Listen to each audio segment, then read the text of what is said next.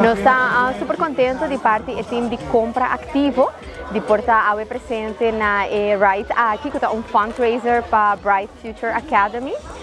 Essa aqui é a iniciativa de compra ativo, uma iniciativa que a começar basta aí acaba para compra, onde nós estamos motivar empregado para estar ativo em deporte e assim viver uma vida mais saudável. Nós temos 6 corredores.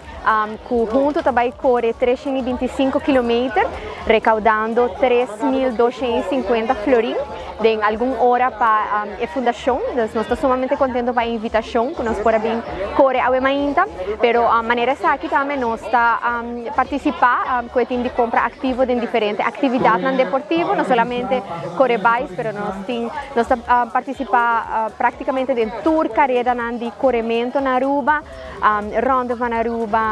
E agora que nós estamos preparando para KLM Marathon e Half Marathon, 10K e 5K.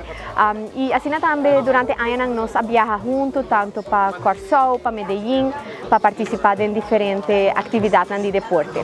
A iniciativa aqui a começar vários anos passados, é uma iniciativa de colega que chama Fara Figueroa, mas também nós temos diferentes empregados, temos colegas que trabalham muito duro para manter o time ativo. Nós queremos mandar shout-out para Deati Coffee, que está registrando em todo evento deportivo, também Dolphy, colega que seguro está motivando para sempre estar ativo. Nós temos bikeathon, nós organizamos para recaudar fundo para nós cobrir gastos de especialista e para cobrir gastos de escola. Nós temos 60, mas nós passamos 100. Também ela guardo nos aspecto que também assina bom.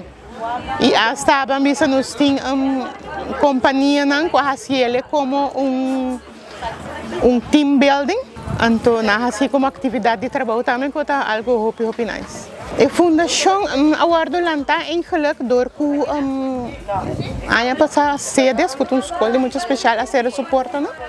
E agora nós acerca o Leica Trump.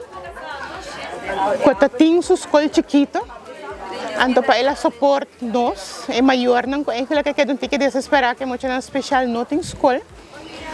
Então junto com o maior, nós alanta a fundação e nós temos 25 muito e nós temos uma waitlist de muito especial que não perfeito em uma escola regular para por aí espaço para nós para não poder enseñanza, só não também tem direito a enseñanza. Uma fundação que chega,